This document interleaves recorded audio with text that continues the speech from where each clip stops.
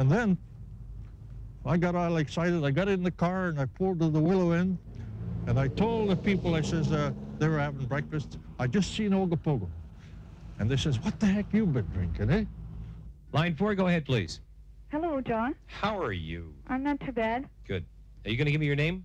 No, I'm not. Okay. Tell me about I saw Ogopogo off of Sarson's about 4 years ago. Okay, you don't want to give your name on the air. No, I don't. You've told some people, obviously. Yes. Are you afraid that they might think you're a little bit of a... Well, I had some strange phone calls. And I get them every day. That's what they pay me for. Well, I don't get paid for them, so I don't really want any more, thank you. We were up on the beach having a picnic, and my daughter was on the swings when I saw this creature underneath the wharf there. And when I turned around and saw it and realized that it was the legendary Ogopogo, I just freaked out. I grabbed the baby and ran down to the beach, and I guess I yelled over and over, that's him. She was screaming like anything. She just couldn't believe it. Her face was red. And, It was fishing or whatever it was doing, and it was there for quite some time. Then it straightened out and went along those poles. And as it traveled along, just the 3 humps were showing, and they were from one of those end of those poles to the other in the space. The 3 humps were. It traveled along the beach till about the corner over there, and then it turned and went straight across the lake. All right, we're going to break from the phone calls right now and introduce to you someone that's well known in the Okanagan Valley, Arlene Gall. Arlene has written a book on the Ogopogo. Good morning, Arlene. How are you? Good morning, John. Morning, Teresa. Good morning, Arlene. How many sightings have you documented? Literally hundreds. Literally hundreds. When was the first sighting? The very first sighting was in 1852. The first documented sighting in 1852. Okay, 1852, and it's now 1980. Do we take it to mean that there must be more than one Ogopogo? There definitely appear to be more than one. There has been a film that was made, and I think it was back in 1968. It's pretty hard not to believe when you see it right in front of your eyes. Tell us about that film this morning. The Folden film was taken in 1968 by a gentleman by the name of Art Folden. He was returning from a trip to his home in Chase. And as he neared Peachland area, he spotted an object out on the lake, and he said to his wife, look, there's Ogopogo. And she laughed at him. And he got out and started filming the creature. And what we see in the film is a large animate object moving through the water, surfacing and submerging at various speeds and at various times. And it also shows the creature taking off at very high speed, producing a massive wake. And this is the footage in the film that I like very much, because you see a creature just pushing water something terrifically with a massive wake in front, just creating huge wave action. This is believability on my part. Have there been any recent sightings? We've had approximately 7 to 8 sightings this year, but we have one that has been the very best sighting. Why? And it was the Rieger family. It was a beautiful day. The water was just as calm as glass. When I just took a look across, I could see a big wave coming. And at that time, I just didn't take much notice of it, and it kept coming closer, and I thought to myself, why would there be a wave coming if there's no wind or anything? So I called to my son. I says, come on back here. And I says, take a look and see if you think what the heck's coming down the lake here. So he took a look at it, and he says, gee, I don't know. So we had his grandson. My grandson was along, too.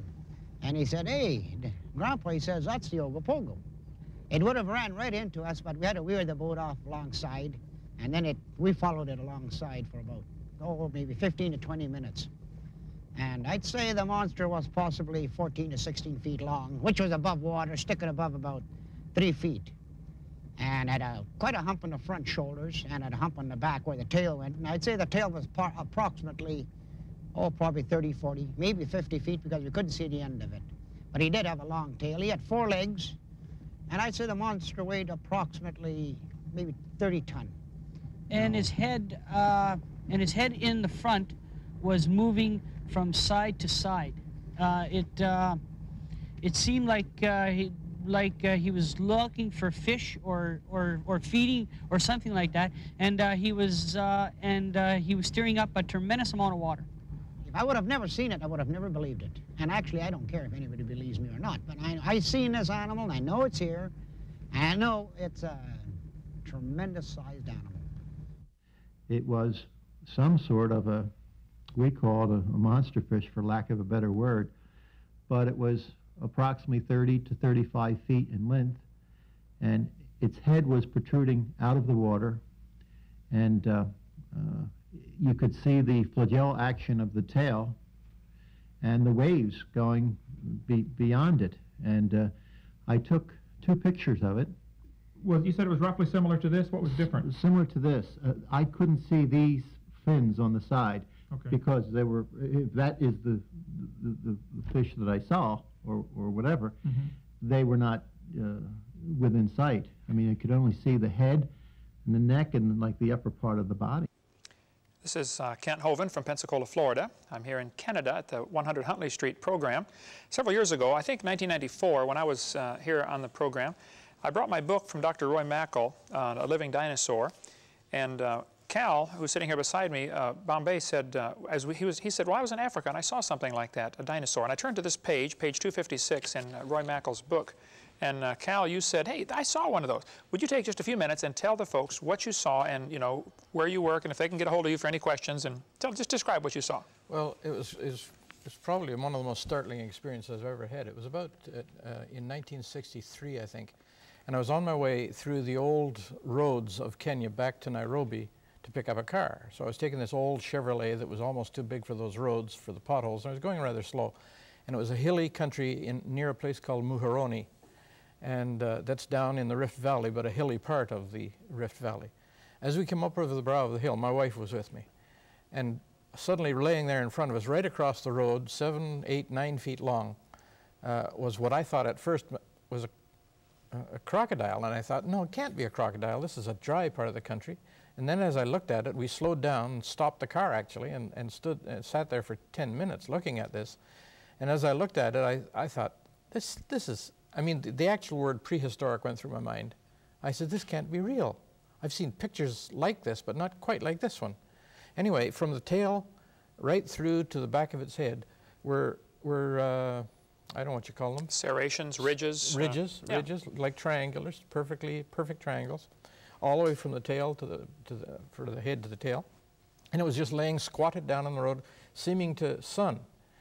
And so I looked at the thing for 10 minutes. I could shoot myself for not having my camera with me that day, right, but I wish I had. But there it was, and I had never seen anything like it, and nor before nor since. And I've asked people. In fact, I went to the Natural Museum and said, have you ever seen anything or heard of anything in Kenya of this nature? And they said, no, there's nothing like that alive today. I said, I saw something. And I argued with them really rather intently for a while, and they said, well, it must have been a figment of your imagination. Well, my wife and I both saw it, and we asked for several years, we asked anybody if they'd ever seen anything like that. Nobody had, nor have I since. But there it was, laying on the road. After about 10 minutes, it stood up, not quite as high as this drawing, but it just kind of wandered off into a very dry part of the country, bushy a little bit, not much greenery. It was a dry time of the year, and it just took off. And Mary and I just kind of looked at each other in wonder, saying, what in the world is this thing? What color was it? It was kind of dusty gray. Okay. Could you see the eyes?